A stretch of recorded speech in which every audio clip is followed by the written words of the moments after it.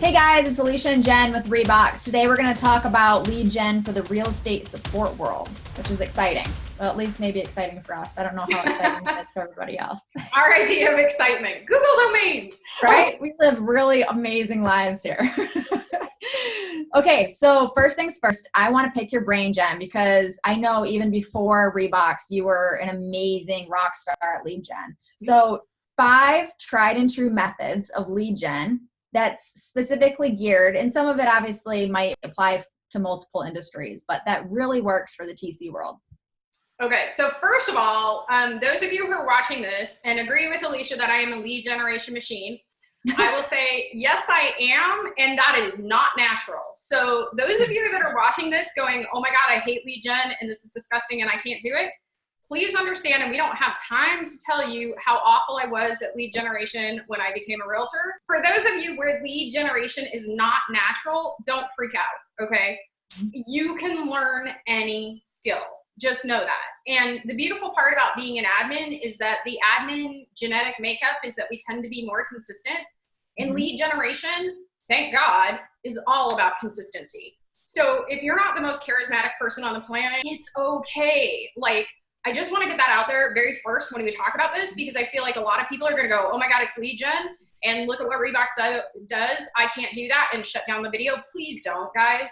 Like, I'm not even on, you can ask Alicia, watch her face. Like, I'm not even on Instagram. I don't even understand Twitter. I don't know a Snapchat. I couldn't do a filter to save my life. Like, I don't know any of those things. And yet I was able to build a successful real estate business and then a successful support business because I know the things I know I do consistently. So just want to get that out there in the first few seconds so that people don't go, nope, can't do it. Please understand, anything you do consistently is going to have a result. So, and any marketing person that you ever talk to, it doesn't matter what platform and I have a lot of these conversations, especially with TCs. TCs don't come to us with $10,000 a month budgets. They go, listen, I've got, X, Y, Z, and it's nowhere near 10,000. What do I do with this? Right. I want to add, run all these ads, or I want to do all these different platforms. And the biggest thing I tell them, find the most powerhouse platforms that work and that really connect, and then just do whatever you want to do or can do consistently. Yes. And that's it. You don't need all the bells and whistles. If you just really build a good foundation and do it consistently, that will get you results. Yes. So that's a huge piece. So the first thing I would say in anything, and we talk about this all the time in REbox land, and we've noticed any year that we don't follow this, we see the negative consequences of it. Find your voice and be genuine. And what I mean by that is, do not try to be someone you're not, okay? The people use you. If you're watching this video, it means you probably have a TC company, an admin company, something of that sort, right? So you have someone who's already willing to pay for your services. That means you are marketable in this moment for what you're doing. Get clear on that, okay? Understand what your voice is. Our REbox voice is sassy. It's smart. It's fun. We don't take ourselves too seriously, and that's on purpose, because that's not the people we want to be. We want to be those things. If you're not that person, don't advertise that way.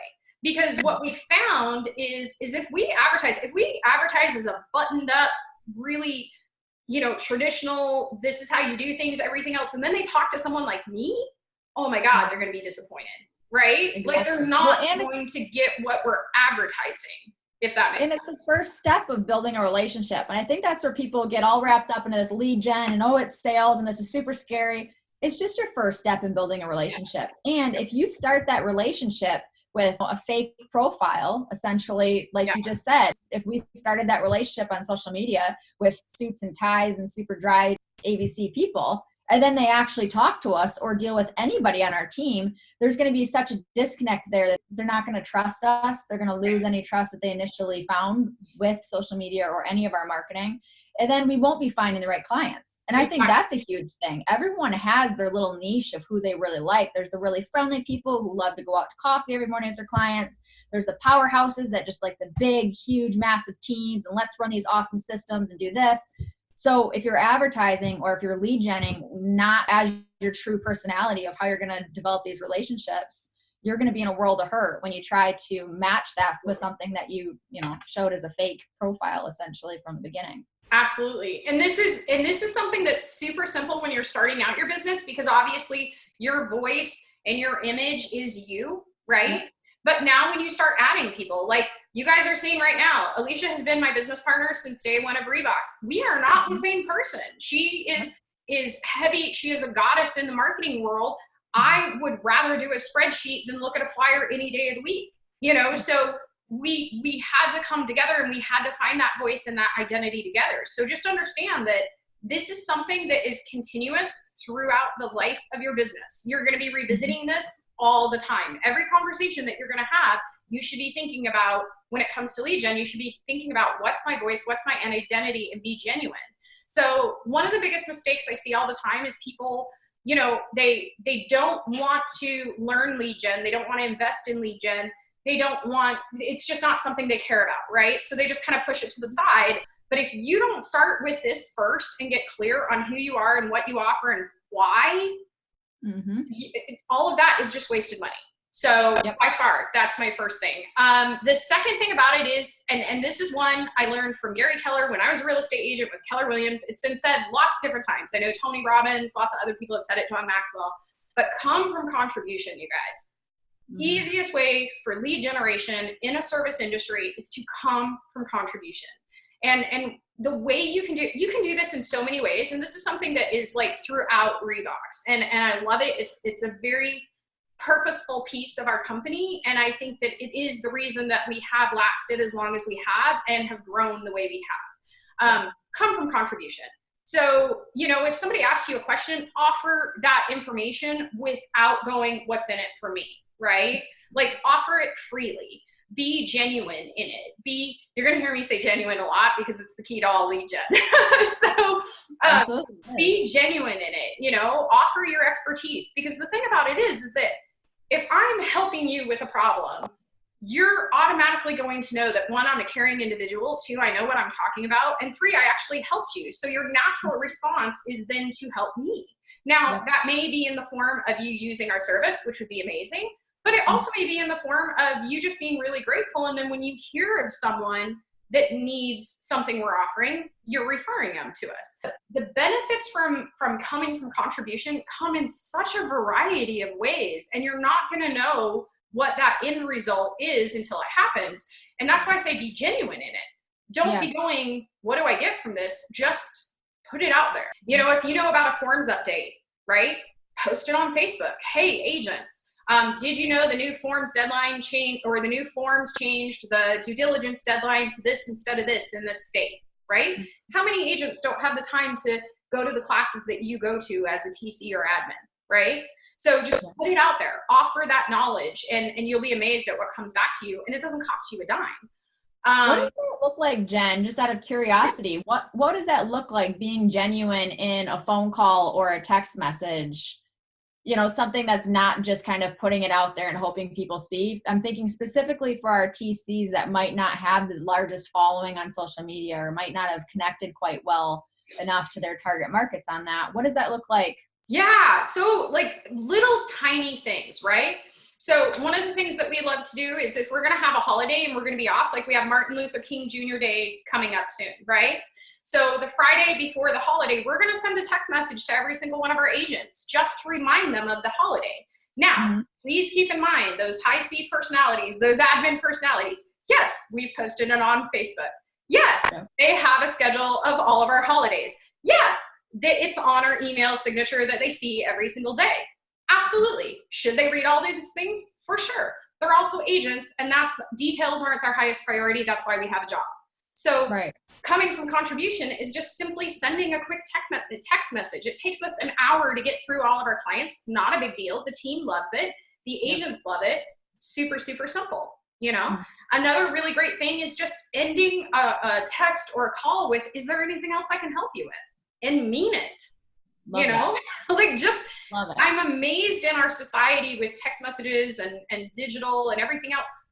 When was the last time you heard somebody say, is there anything else I can help you with? It's Yep. something that has gone away in the customer service industry, and I don't know why.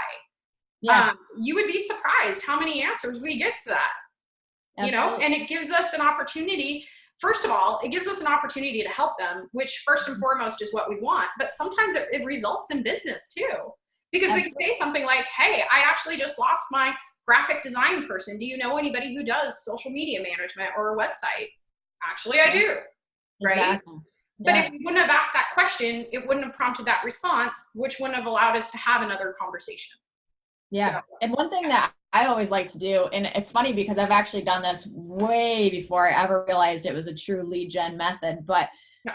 me thinking graphic design, marketing constantly, live, eat, breathing it, I'll be driving and I'll see someone's banner that's just, you know, absolutely makes you want to vomit. And I think, gosh, if they just had a different banner, or you know what, if they just made that just a slightly different orientation, they would actually reach both ways of traffic, or this or that, or whatever it may be. I'll pop into the dental office and say, hey, let me help you out here. I can do this. You know, can I just change this a little bit? Or, hey, I saw that banner's out there. If you guys ever need any help with that, let me know. And I'm always really surprised by how many admin go, you know, in a dentist office or in even a real estate brokerage. They'll go, you know what? We have been trying to get someone to just fix that. We would love to chat about that. Great. I'll bring coffee by tomorrow morning. Well, this is what I know about lead generation. I learned this as a realtor. If I turn it into a job, I'm never going to do it, right? Because now I'm a telemarketer. I'm just picking up the phone and I'm putting it down, right?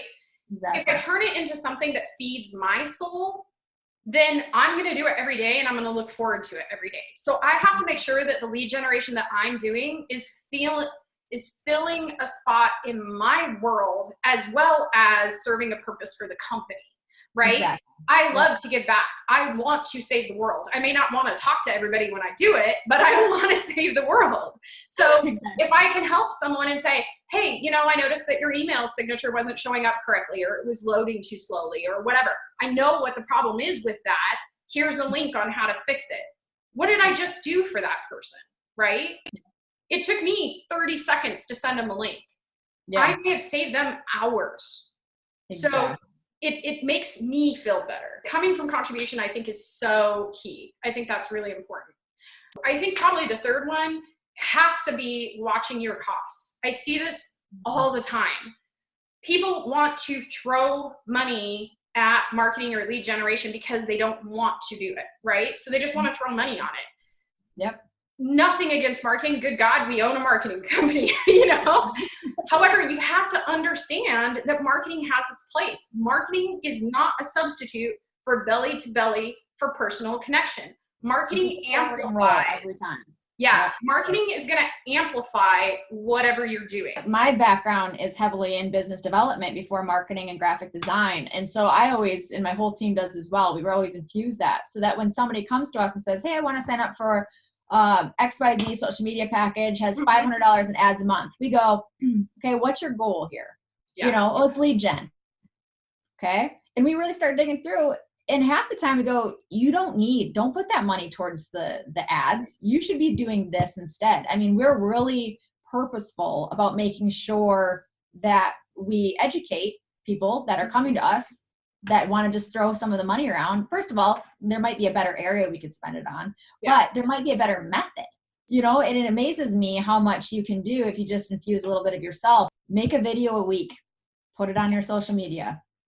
That is going to build a connection more than a TC ad that a realtor is going to see ever will. You know, so I think becoming purposeful with that and making sure that you're not just trying to, like you said, to throw money on is really important, because we see that, and it's not just in the TC industry. We see that all the time, and we're constantly redirecting people to maximize their returns. But I think that's an awesome point.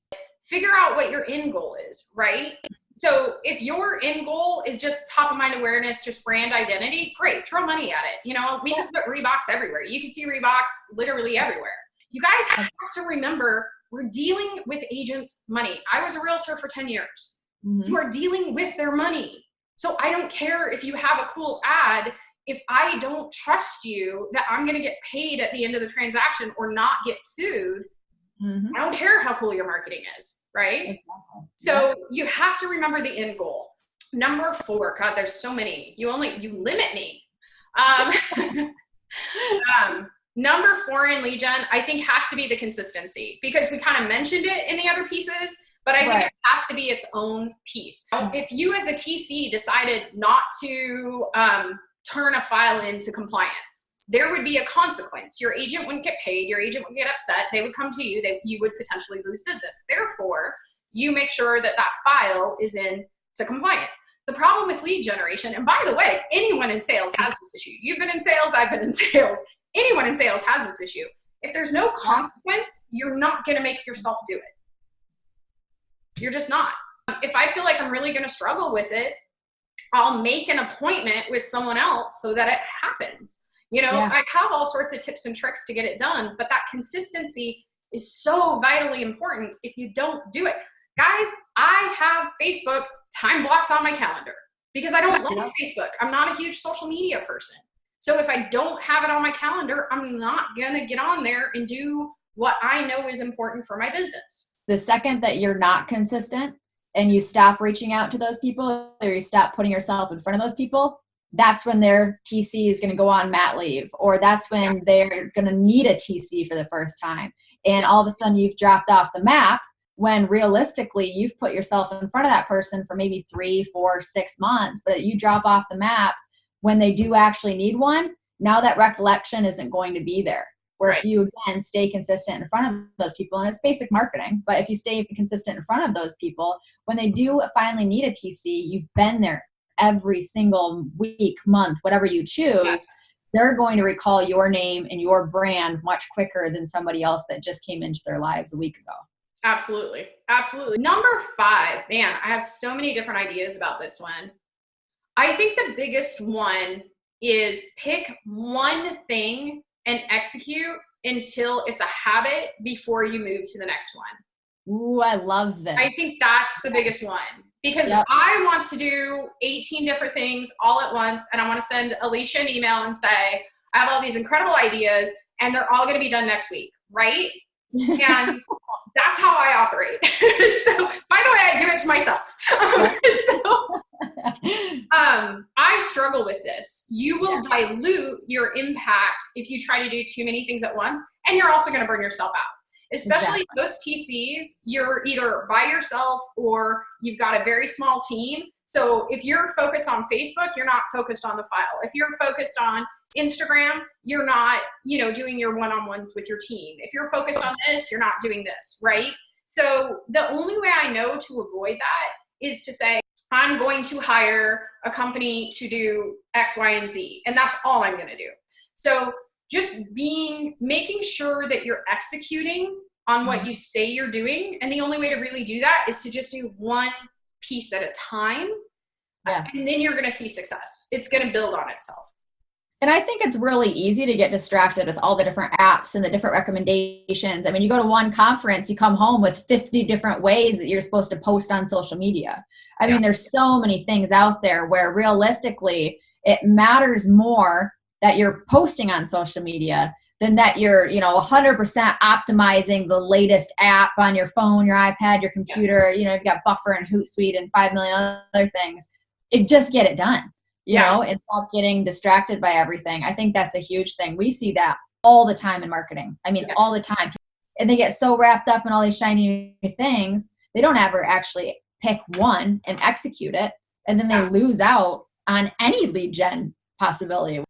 TC world, what would you say? And again, this is great because you're talking to me, the marketing person. What do you think, cash-wise, you should be dumping into marketing? So I think the first part that you start with is you have to look at yourself as a leader and your team and understand where the holes are that need to be filled. I know myself. I know the areas that I'm good at. I am good at Facebook because I'm consistent. So I can post on Facebook and I can make it personal. So then I look at that and I realize what I can do on a daily basis to contribute to the lead generation of the team. And it's this. So then all I have to do is go, what are the other things that are important, right? And that's where having a mentor, a coach, a marketing consultant, somebody, because straight up, guys, I don't know anything about marketing. I know a lot more than I did 5 years ago, but that brain over there to the left of me is always going to know more than me. right? So consult with someone who knows what they're talking about and say, if I can only do one thing, what's the one thing that I need to be doing right now? And then can I do that with my skill set, my knowledge, and my time?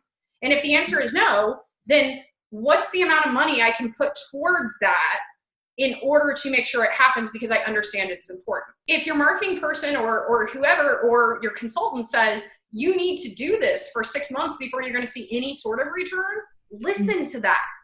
And if you can't afford to hang that long, don't do it. So that's the biggest piece. Is I don't think it's a definite amount, because everybody, as I'm stepping away more and more because my children are now adults, I want to spend time with my husband, marketing is going to have to increase because I'm not going to be doing as much, right? So I'm going to spend more in marketing than someone who is in their 20s just starting their business and has that, you know, I'm going to be on social media, I'm going to do all these things all the time. They may spend pennies compared to the dollars that I'm spending. Realistically, it's a trick question, because I don't think anybody can actually go, oh, yep, every TC should be spending $500 a month on marketing. That's just not the case. And I think one of the biggest things, you said it, and two things I'll touch on this before we move on, is one, the first one, talk to a marketing person. You know, I feel like everybody knows a marketing person. I mean, pretty much, and make sure that they have some experience and actually know what they're talking about, and not just call themselves a marketing person. But just talk to them and say, what do you think I should be doing? I mean, if anybody sends us an email or just, you know, messages us and says, hey, this year I want XYZ as my goal, I want to really amp up lead gen, let's open the conversation. We are more than happy to have that conversation. And so that leads me into my next thing. Make sure that whatever marketing you're putting into place, you are utilizing, right? We talked about that earlier, how it is a supporting role. So if your marketing team or your marketing plan, if you don't have a team, is getting you the leads. So the leads are getting pushed from social media. People are going to your website. There's pop-up. You're grabbing the leads. Who's calling them? Who's emailing them? Who's reaching out to those leads within 24 hours? And it always blows our minds and the marketing team. I know my team just struggles with this, is when we do these huge marketing packages and all this work and we see all these leads going to a certain source. And then we talk with the client, awesome, how are these leads panning out? And they're like, oh yeah, I mean, I know it's great. There's a lot of them in there. And we're going, and? And? What are you doing with them? I mean, that's so important. And here, you know, we're looking at marketing. Of course, we put our blood, sweat, and tears in. We'll see leads coming in going, I'm looking for a house in this area right now. And then nobody's called them. That was 6 months ago. And you're just dying. So you're going, oh my gosh, you know, that could have paid for your 6 months of your marketing budget just by getting that one sale. So I think that's really important too, is just making sure that whatever marketing you have in place, however you're getting your leads or whatever your goal is, that you are also making sure that's capitalized on after that marketing piece goes into place. Absolutely. And in my mind, that's that accountability section, right? I know that people, when they think about lead gen, they want to set it and forget it. I don't know how you do that and run a business. This is not something you set and forget. So leading into their last question here is, you're doing the marketing, you're doing the lead gen, CRMs. Lovely talk. I mean, these words, lead gen, CRM, I feel like most people are running right now. Absolutely running away. We have such exciting videos. So exciting. But as a business owner, these are things that you just need to face, get into place, and make them work for you. So what are your favorite CRMs or CRM methods even? I mean, it doesn't even have to be a legit CRM. And specific for TCs. You want something that works for you, right? Because if it's a CRM that's incredible, but you're never going to utilize it, that's useless. For TCs, it's more of a find something that works with your budget, because it's really easy, again, with the profit margins of TCs. If you're paying $100, $200, $300 a month for a CRM, that's going to eat your lunch. And in my mind, it's just not necessary. So CRMs, I love. First few years of REbox, it was a Google Doc. I told you guys, G Suite, totally free. It came with our emails. Okay. So we use that. Simple columns. Here's the person. Here's this. Here's that. We still use Google Docs in a lot of ways, depending on what we're doing in lead gen, right? Absolutely. So the next jump up would be Trello. We love Trello on the leadership team for project management, everything else. You can set up a really simple lead gen or client board in Trello. We have one for REbox. Super, super simple. Have all sorts of information. You can have their pictures. You can have birthdays, anniversaries, reminders, checklists, all that kind of stuff. The paid version of Trello, I think, is a whopping $12.50 per month. Mm-hmm. Easy, super simple. Everybody can afford it within their budget. Works really, really well for lead generation. The next step up from there would be like my favorite right now, and this does change a lot because I'm a CRM nerd, so just warning for everybody, would be Zendesk Sell. I'm really liking it. Very inexpensive. Their base package is right around $25, $30 a month. Not a lot. You don't have to customize a ton, but you can if you want. There are other platforms out there. We've tried Zoho and a few other things, but you have to customize too much, and that's just not where I want to spend my time. So Zendesk Sell right out of the box is really easy to use, has a really great app for your iPhone or Android, whatever. Works really, really well. You can have the coolest platform on the planet, and if you're never going to log into it, or you're never going to update notes when you make a phone call, it's useless. I don't care how cheap it is. It's completely useless. So make sure that it's something that speaks to you. Alicia and I talk about this all the time because the systems that we use in the marketing world are not even the systems that we use in the operations side of the world. You know, when she comes in and looks at our property base and Salesforce and all these different things, she's like, no way. When I look at her Asana and everything else, I'm like, oh my God, that would kill me. So just understand, guys, you got different personalities, and find something that's going to speak to you and that's going to work. What I see a lot of admin and TCs doing is that, and even realtors, they're looking for the one. They're looking for the one platform that beats all other platforms. It just doesn't exist. Don't put too much thought into this. Just get it done. Yeah, I love that. And I think that just to bounce off of what we've talked about in other videos as well is go on a Facebook group and ask the question. You know, I think that's a really cool way. Obviously, we're sharing our two minds, but getting everyone's opinions is always a really nice way, and sometimes a little dangerous. Like you said, sometimes you just need to jump in and start doing it. But that's also a good way to get kind of what's the latest and greatest, or figure stuff out, especially if you're just starting. One trick just for you detail-oriented people, Alicia and I do this to ourselves all the time. It is very easy to go down the tunnel. So if you post on Facebook and you say, what do you guys use, right? Then you're going to get 18 different answers. You're going to want to research all of them. Put an appointment on your calendar that says sign up with CRM and put it on a day. That's going to force you to do that research in a timely manner so that you don't spend 2 months looking for a CRM and you still haven't gotten one. Force yourself, because you'll adhere to the deadline. Yeah, that's an awesome point, because again, it's really easy to get sucked into the rabbit hole and start looking, and then you start thinking, oh, but this one connects to social media. Oh, that's right. I need to amp up my social media. What about this over here for social media? And before you know it, it's 8 o'clock at night and you have no idea what you've been doing all day. Exactly. For admin, it's our version of cat videos on YouTube. It's awful. We just go down a bunny trail that we're never going to come back from. So I love it. And on that note, thanks guys for joining us. We hope that this was helpful, covering some different lead gen tactics, downloading our brains. If you're on Facebook or social media, give us a like, give us a heart. If you're watching this on YouTube, definitely subscribe. We've got lots more content coming, and we will see you later. Thanks, Jen. Bye, everyone.